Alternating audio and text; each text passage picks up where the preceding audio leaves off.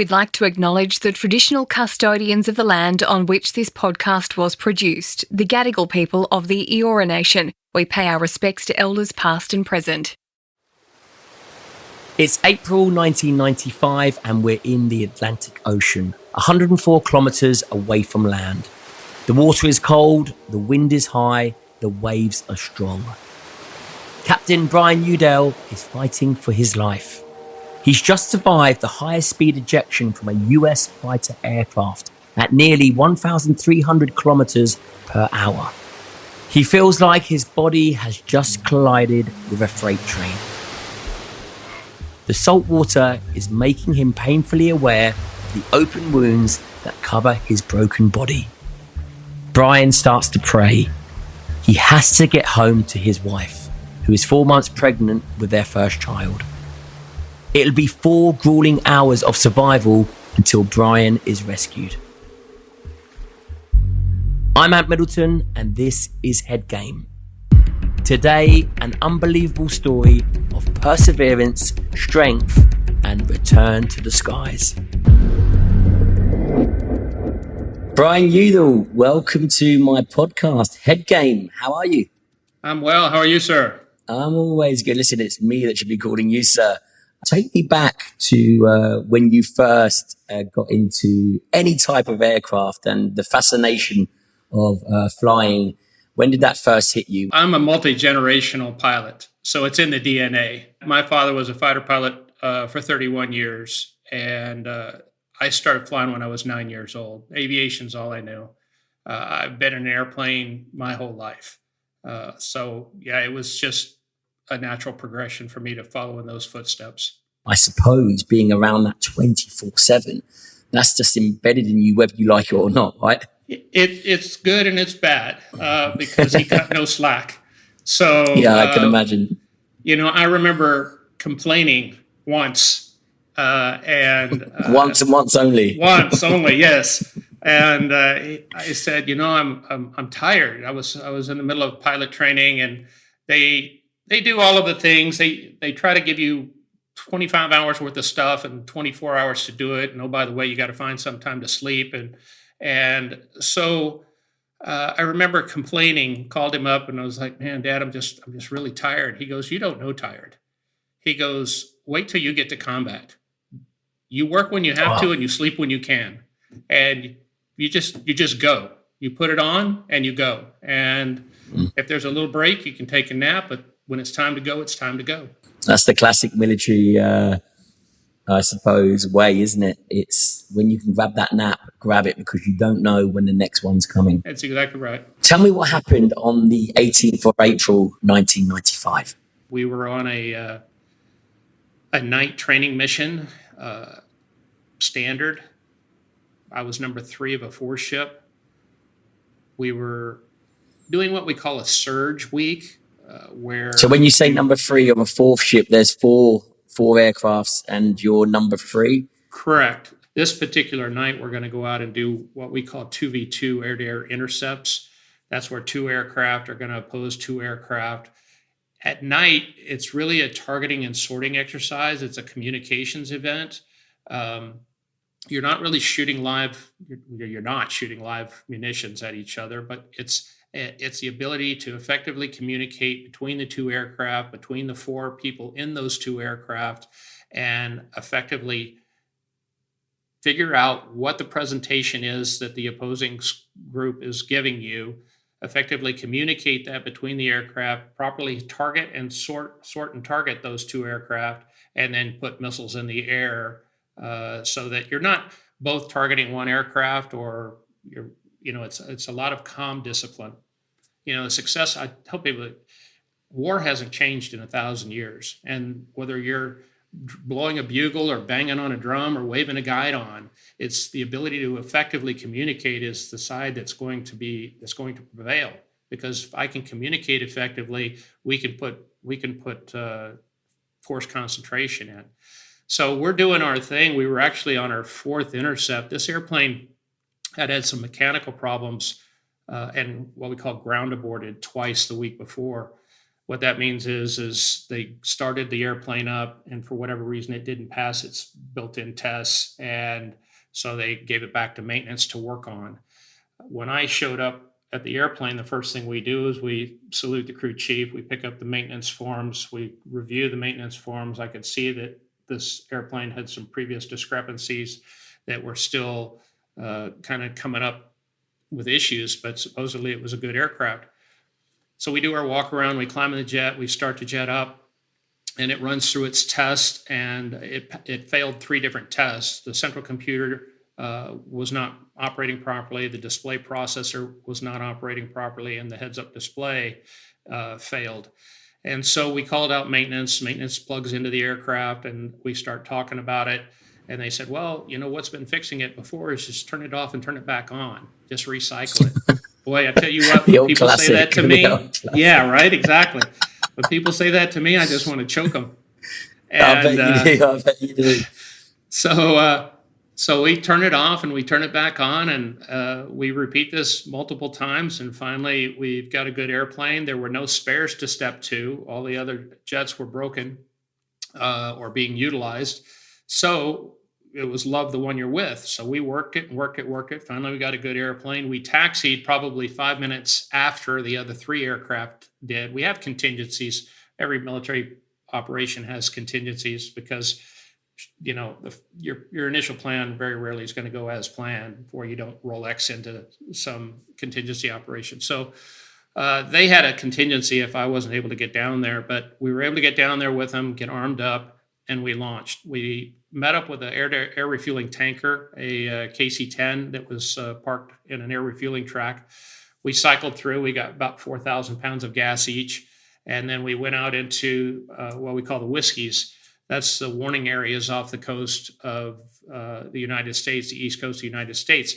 And that allows us to be able to train like we fight, meaning we can go supersonic without blowing windows and knocking china off the walls and, really getting people upset with us. It also gives us the actual time compression. When you've got 2 airplanes coming at each other at over the Mach, things happen very quick. You might be 150 miles away, but that 150 miles away, when you got a closure rate at over 1,000 miles an hour, will go by and 1,000 miles an hour. So wow. It's you have to be thinking fast. You have to stay ahead of what's going on. You're almost visualizing it before it happens, right? Exactly. And that's why we practice this over and over and over. So it becomes where you start to see things happen before they happen. You know what's going to happen before they happen, and then you just execute. Wow. And if things aren't going the way you want them to go, you have a specific out range, and that's a range, a be no range. We will be no closer than this. If we don't have our ducks in a row, we don't have everything doped out, we're out. And you get out, and it's like get out before you mean it, and then come back and try to re-engage again. But this particular event, we got our gas, we went out, and the first 2 intercepts went off without a hitch, and about 45 minutes into the flight, we were on our 3rd intercept. And this was the first one where myself and my wingman were going to play what we call red air, the adversary side. And we're going to give them a presentation that was prominent from the old former Soviet Union tactics. We bring them into res cell, what we call that's resolution cell, where it's basically fingertip formation. My wingman is on my left wing about 3 feet off, and we're going to be cruising in. And then when we get to a range where I know that they would be firing their first salvo, we're going to split apart. My wingman's going to do a 90-degree turn, drop down to a lower altitude block. We divide the airspace into altitude blocks for safety of flight, because when we separate, and you don't know where people are, especially at night, you can't see them. You have a floor and a ceiling, don't you? Exactly. Yeah. So you have your safe haven at a specific altitude block. And our block was a 10 to 4 zeros to 4 block, which means 10,000 to 14,000, 20 to 24,000, 30 to 34,000. And the other two aircraft had the 5s to 9. So it'd be 5 to 9, 15 to 19, 25 to 29, so forth. So my wingmen, they dropped down to the 10 to 14 block, and I'm still at 24,000. We're in a right-hand turn, and we're about 100 degrees through the turn when, believe it or not, the lessons from my father. So my father always taught me, he says, always trust your instruments, because I had to when I was little, I couldn't see out. But he goes, always listen to the airplane, because if you're in tune with the airplane and you're listening to it, airplanes will talk to you. And if you are listening, they'll tell you what they're doing. And what I was seeing in my instruments, now it's a pitch black night. There's no moon, no stars, no discernible horizon. Everything in my world is in that heads-up display. And what I'm seeing is 24,000 feet, 400 knots, and a 60-degree right-hand turn. But what I'm hearing is this airplane is getting fast. I'm hearing the wind rushing over the top of the canopy. Something didn't seem right. And so I brought up a different display down on a color screen between my legs that gives me similar information in a different format. That display was showing us pointed straight at the water. And instead of 24,000 feet and 400 knots, we were now at 17,000 feet and 600 knots. So I'd already lost 7,000 feet and didn't even realize it until I could start hearing that wind rushing over the canopy. I didn't pick up on it. The airplane always trims for 1G, so you don't have a fill sensation in the stick. It's not like, oh, I can feel the wind load as it increases. The airplane automatically adjusts for that. So my only indication was that sound, that wind rush over the canopy. When I brought that up, I was very startled, because I'm now not where I thought I was. And now I've got to try to figure this out. Well, there's a thing we learned, it's called recognize, confirm, and recover. Well, I recognize we've got a problem via sound and via sight. I got to try to confirm this. Unfortunately, I only have my heads-up display, and I have my attitude indicator on this color display here, and then there's a standby. Unfortunately, that standby is not accurate, and you'll turn out of traffic this way, and it'll precess that way. What it's primarily designed for is if you lost electrics, it's a gyro-stabilized machine attitude indicator that I could cage, and it would give me about 8 minutes of stabilized attitude information to be able to get down through a weather deck. But it's not going to be used for some kind of out-of-control type recovery instrument. The second part of the problem was that color display. We would turn the brightness and contrast of that display down quite low so that it wouldn't cast a big colorful glow on the inside of that bubble canopy and create disorientation. And so I had to sit there and try to figure out what that actual display was telling me. And then I could see the disparity between the two. I could see the airspeed spinning up. I could see the altitude spinning down. But I've got to try to figure out, am I upside down? Am I right side up? How many degrees nose low am I? And so now I have to stop and I have to turn the brightness and contrast of this display up. And it wasn't like a rheostat where I could just go like that. It was rocker switches. So I'm sitting here pushing buttons like this to try to get the brightness and the display turned up. And we are traveling 1,500 feet per second straight at the water. So we started the maneuver per second. Yes, we started the maneuver at 24,000 feet. I realized we had a problem at 17,000 feet. From 17,000 feet to 10,000 feet, I'm working this problem. So that's 7,000 feet. So I basically had 5 seconds, roughly, to figure this out, make a decision, either try to recover the airplane or command the ejection. When we got through 10,000 feet, we're now supersonic. I'm 80 degrees nose low inverted. And I realized that there is no way, one, I'm not going to bet my life that this is even telling me the truth. And two, I don't think I can pull out of this dive without ripping the wings off or blacking us out or both. And at that point, I just commanded the ejection and got in a body position and pulled the handles. In that length of time, 4,000 feet additional 4,000 feet went by. We're now at 6,000 feet. I'm pulling the ejection handles. The canopy goes off at 4,500 feet. Dennis White was my backseater. He went out at 3,000 feet. I left the cockpit at 1,500 feet, and I got my chute roughly about 500 feet above the water. Had I waited Had I waited even a third of a second longer to pull the handles, I would have impacted the water still in my seat and been killed. So when you talk about seeing ahead, predicting things, making those decisions, the decision to get out is made before you ever get in the airplane.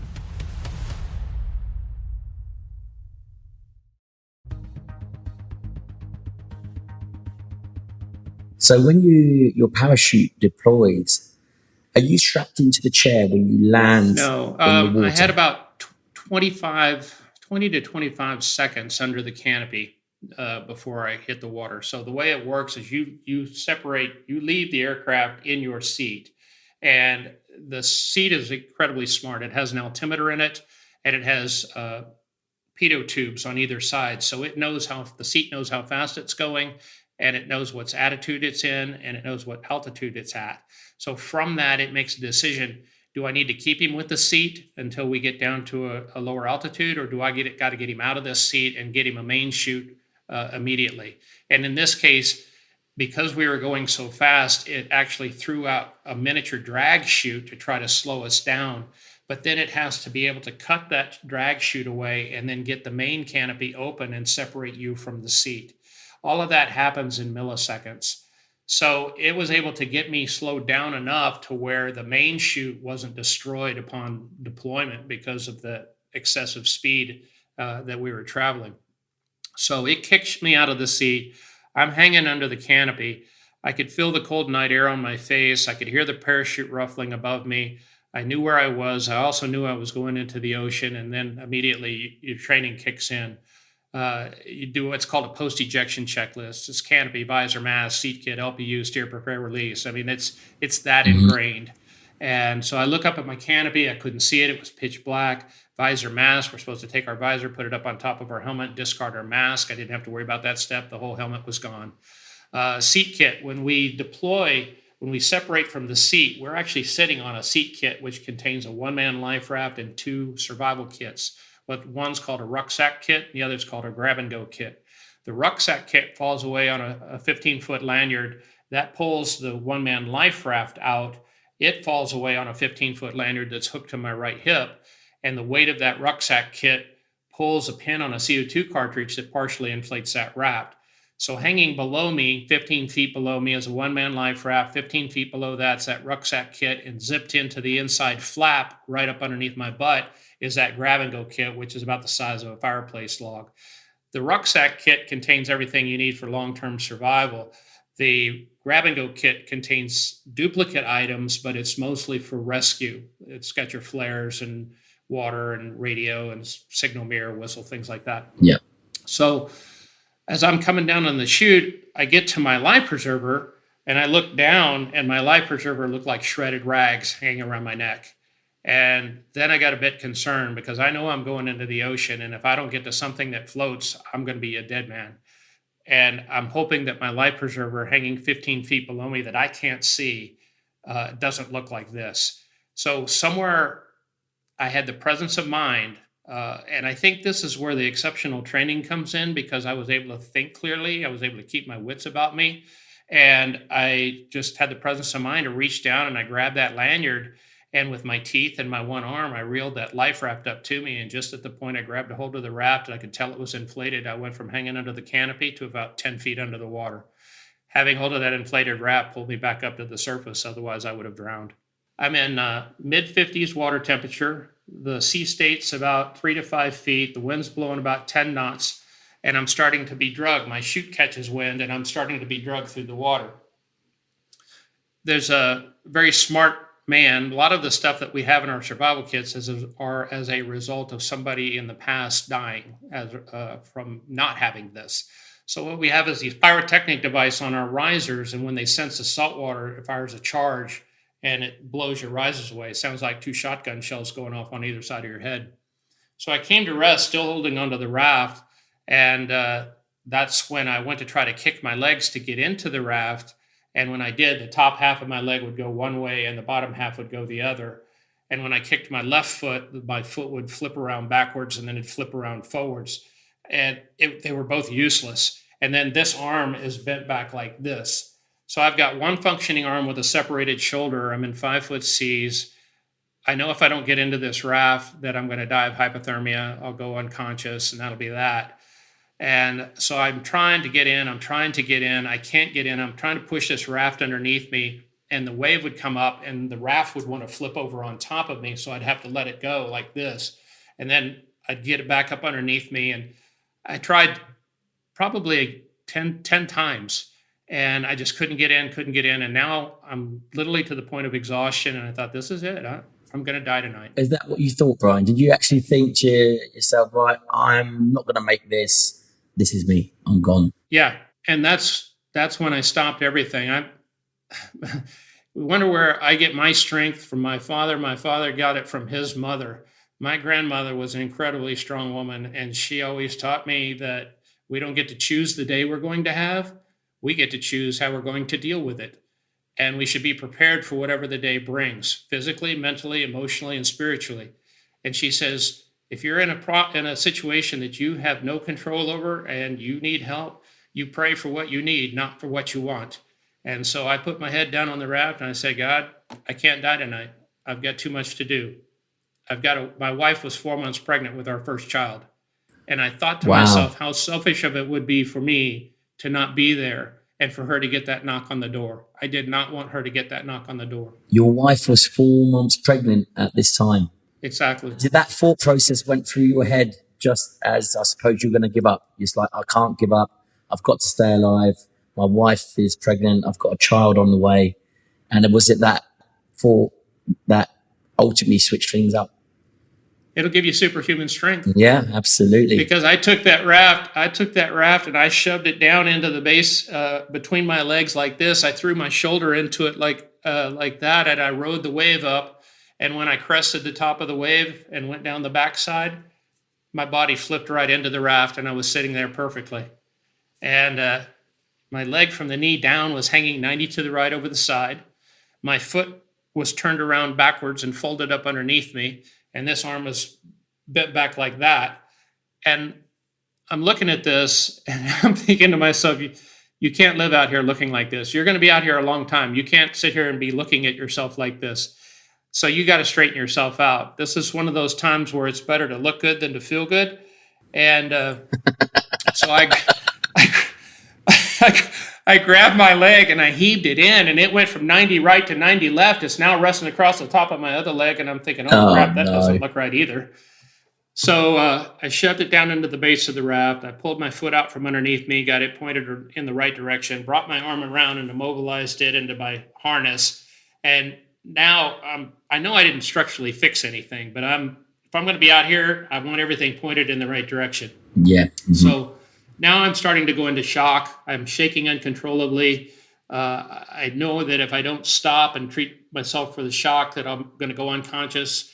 And at that point, I reached down to my G-suit pocket. We have these pockets on the legs, and I opened the zipper where I always kept a water bottle. I stuck my hand down into that pocket to retrieve that water bottle, and the water bottle had been blown right through the bottom of the pocket and was gone. Well, I always kept my wallet in the other pocket. I wanted to see if it was there. I opened the zipper and stuck my hand down in there. My wallet was also blown through the bottom of the pocket, and it was gone. And then I started thinking, crap, I got to cancel credit cards. I got to go get a new driver's license. Please tell me that didn't go through your head. That is exactly what went through my head. I'm thinking somebody is good. That wallet's going to wash up and somebody's going to get $20. And that was a lot of money back in the day. But Brian, do you think that way of thinking just distracts the mind from the bigger issues? You know, it keeps you alive ultimately, doesn't it? Because, you know, you're just trying to keep the mind active. You're trying not to, like you said, go into shock. So I suppose all these little things that you're thinking about are a positive distraction from not actually looking at the bigger problem, which is you can't move. You're now floating in the middle of the Atlantic Ocean with one arm ultimately, and you're probably not going to make it out there. I have had the privilege of meeting and speaking to numerous Vietnam POWs and people that have gone through just incredibly insane things. And there's one common denominator that I have found in all of those people. The events are different. There's a lot of similarity between the events, but the one common denominator I have found is a sense of humor. Humor in the face of adversity. That's exactly right. That's a You have to be able motto. to find humor in the darkest places. If you can laugh at yourself in the situation that you're in, that's half the battle right there. Do you know what, Brian? I was hoping you was going to say that, because that's one of the Royal Marine core values, is humor in the face of adversity. And it's so true. It works. Yeah. Live it, love it, laugh it, man. Just freaking deal with what you got in front of you and trudge on through. And things can always get worse. I mean, you know, I picture where I'm at in the situation that I'm at, but you know what? I'm still alive. I'm still breathing in and out. And the other thing that I tell people, I said, is we all set these goals, right? Well, every goal has a set of sub goals. You go trying to attack this goal, it's overwhelming. But you attack each sub goal, and each sub goal that's successful gives you confidence to keep going. And that's what that night was all about. It was a series tiny of victories. Little victories, exactly, that then leads to the ultimate of surviving the situation. So talk to me about these little victories. So obviously you sort your legs out, the visual thing of, right, I need to look proper because psychologically it's going to help me. How did you get through those moments? Because you're in the water for like 5 hours. I used to teach survival, and one of the things that I always taught was what I called the survival rule of threes. The survival rule of threes say you can only survive about 3 seconds if you don't have the will to survive. And my will was to get home to see my wife. That's going to keep you moving. That's going to keep you motivated. You can survive about 3 minutes without air, either from drowning or suffocation. You can survive about 3 hours in extreme conditions, extreme cold or extreme heat, hypothermia, heat stroke, whatever. You can survive about 3 days without water, 3 weeks without food, and 3 months without human companionship before you're putting smiley faces on volleyballs and calling them Wilson, you know? So that's your roadmap for success, is what do I need to do and when do I need to do it? First of all, I want to get home to see my wife. Second of all, I got to get out of that water and into this raft. That's going to keep me from drowning. And the next point is build my home so that I don't die of hypothermia, because the waves are still crashing in. And I've got to get my home built, and that's manual inflation. And there's 3 components to that raft, and only the main donut ring partially inflates. You have to complete that inflation, and then you have to inflate the floor, and then a spray shield pup tent that pops up over the top of you. My face was so distorted, I couldn't create a seal around the tube to blow that up.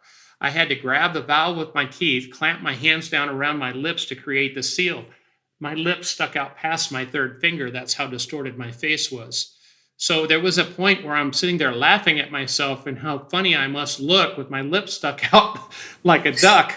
And I blow, and it was like blowing up party balloons for your kids' birthdays. You start getting lightheaded, and I like, God, I got to take a break. I pulled the tube out of my mouth. The first time I did, the valve didn't self-seal, and about half the air that I just blew in leaked out before I could get the valve turned off. So on subsequent attempts, I'd grab the valve with my teeth. I'd clamp my hands down around my lips in the tube. I'd twist to open the valve. I'd blow the air in, and I'd twist it back off when I needed to take a break. It took me 2 hours to get my home built and then get the water bailed out. So it's about step by step through those processes. You just don't stop. People that don't survive, usually it's because of misprioritization, or they just give up. The one thing you have absolute no control over is when you're going to get rescued. What you have 100% control over is, are you going to be alive when you get rescued? Meaning, let's focus on what we have control over, not what we don't.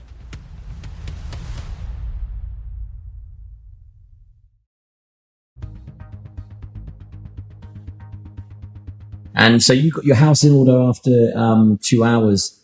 Talk me through the next couple of hours, because I bet those hours went by like days, didn't they? It's all relative. I mean, and anybody that's been through the training, I don't care You've been through the training. You know it's going to suck. That's just the way it is. It sucks, right? Here's where you are. Deal with it is what it boils down to. So what I did during those hours that I was out there, after I managed to get my raft inflated, my home built, the water bailed out, now I've got to stay focused on a task. I can't just sit here and start thinking about, oh, miserable me. I have to start thinking ahead. What's the next step? I love that, Brian. There's no time to feel sorry for yourself in a situation like that, is there? There's no victim Absolutely mentality. Not. There's no, oh, look at me, poor me. You know, I'll just lie here now, and because that's when ultimately you give up. I think that's a really, really important message. Is, you know, you've just got to keep going. There's no time to feel sorry for yourself. There isn't, and you just have to keep working. And so what I did is, the harness, the flashlight that was attached to my harness was blown off during the ejection. But many things in that survival kit weren't waterproof, and one of them was the flashlight that was in the survival kit. It wasn't waterproof. So the first wave that came by shorted it out, and that was it. I was in a black raft in the middle of the ocean, in the middle of the night, no moon, no stars, no flashlight, no anything, in this little cocoon. I've got to figure out what I have available and where it is. So I pulled each piece of equipment out of my rucksack kit. I felt for what it was, and I started locating it alphabetically up and down my legs so that I knew where things were. I filed myself with survival equipment up and down my legs. So that way, if I needed something, I at least knew the general direction of where to go to find it, rather than sitting around digging in a kit for it. And that kept me occupied for another hour. And the last hour, that was tough because I'd pretty much accomplished everything. And now it was trying to stay conscious. I knew I was bleeding. The back of my leg was gashed open. My face was all cut. You can tell everywhere you're bleeding in salt water. And I knew that if I went to sleep or even took a nap, that I may not wake up. I don't know if I have head injuries, internal injuries. So I've got to stay focused and keep moving, keep driving, keep going. So periodically, I would pull the side of the raft down and I would yell for Dennis. I just yelled Dennis's name. And I'm sure you've been there, but if for those of you who've never been in the middle of the ocean, all you hear is waves crashing and wind blowing. That's it. And even if the sun angle is just right and the sea state is calm, there's only about a 70% chance, if they know the area, that they're going to be able to find you. At night, that drops to zero. In fact, since then, I've been able to fly with a lot of, we call them coasties, Coast Guard guys who have gone out on all of these calls. And one guy I was speaking with, he goes, he was very quiet for the longest time, and we're flying, and he goes, you know, I've just been sitting here thinking. He goes, you're not supposed to be here. He goes, I have been called out on hundreds and hundreds of cases for people that are out in the open water, and of those hundreds of cases, we either didn't find anyone, or if we did find them, they were gone. They were dead. I actually facilitated my own rescue. They didn't find me, I found them. By staying awake and staying engaged and staying active, about the time I had really run out of things to do, I mean, I was telling myself jokes, which they're not funny when you know the punchlines, you know, but I was working on my delivery. and so to your quite sane self. Yes, I'm slapping myself in the face. I'm, yelling for Dennis. Yeah. I'm doing everything I can think of to try to stay conscious. And lo and behold, I heard a unique sound off in the distance. And once you've heard it once, you never forget that sound. And it was the turboprops of a C-130 Hercules aircraft. It's a unique sound. And I heard those turboprops way off in the distance. And I peeked out and I could see the position lights of the aircraft flying a pattern. And then off in the distance beyond that, I could hear the faint rotor whop of an H-60. And I thought, oh my gosh, they're out here. And they're serious about getting me out of here tonight. And I thought to myself, if I don't make contact with them, they're never going to find me. So now all of this whole time that I've been in the water, it's been nothing but survival. And now it's time to shift gears and start thinking about rescue. But even while you're thinking about the rescue, you're still surviving. You don't stop surviving. Yeah, absolutely. That's the mindset you have to have. So I'm frantically trying to get to my survival radio. Back then, it was a PRC 90 radio. It had 2 frequencies, uniform guard and then a uniform backup guard. And so I turned the radio on, turned the volume up, pulled the antenna up, and I was kind of shocked that I didn't hear ELTs. I thought, okay, why am I not hearing ELTs? And then I started transmitting. I thought I'd be hearing Dennis working the rescue. I didn't hear that. I started transmitting my call sign, Sword 93, Mayday, and no response. I must have tried a dozen times, and I tried the backup frequency and still nothing. And then I went back to the primary frequency. I'm like, now I'm thinking, crap, my radio doesn't work. But this is all I have. And so I kept trying. And finally, the pilot of the C-130 answered back. That was amazing. I was just like, oh my gosh, they know I'm alive. So how did that conversation go? Did you just pull out your call sign and then someone got back to you saying, look, I'll read you loud and clear? Loud and clear. And then they went into authentication process. They wanted to authenticate me. I go, I can understand if we're in a combat zone, but I'm 65 miles out the coast of North Carolina. How many people do you think are down here? Yeah, and why don't you just rescue all of us? Yeah. Why don't you rescue all of us? We'll work out the pleasantries when I get on board. Yeah, exactly. So they're asking me the middle 2 of my Social Security, middle 2 of the last 4. They're asking me whether the street that I grew up on, all those security questions. Yeah. And there was a reason. At the time, I thought this is the nuttiest thing I've ever seen. But the reason that they were doing that is because my wife had got the knock on the door. She is 4 months pregnant. The knock comes. It's a chaplain, a doctor, squadron commander's wife. They were going to notify her that we were down and missing. And so when they were trying to figure out who it was, they didn't want to call my house and it be Dennis, or call Dennis's wife and be me. So they're trying to sort that all out. So for me, though, it was like, why are we wasting time? I'm me. I don't care. Just come get me. Yeah. And then obviously they don't want you using your name over the radio because all the media is listening in and everything. So I said, you've got me.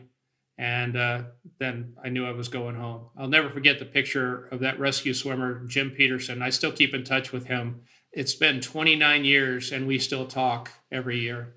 The last thing I had to do was let the air out of the spray shield and get it down. And I knew when I did, the waves are going to start coming in and the wind's going to start blowing in, and things are already getting miserable because I've started to move around again. I get the spray shield deflated. He comes swimming up to me and he introduces himself. He says, I'm Coast Guard rescue swimmer Jim Peterson. I'm here to rescue you. I said, well, I'm Air Force Captain Brian Udell and I'm here to be rescued. Let's get the hell out of here. I love that. Listen, Brian, thank you ever so much for coming on the podcast. Phenomenal story, phenomenal lessons, and huge inspiration there, mate. Listen, all the best for the future, buddy. Hey, pleasure meeting you, being able to speak with you. It's an honor. Thanks so much.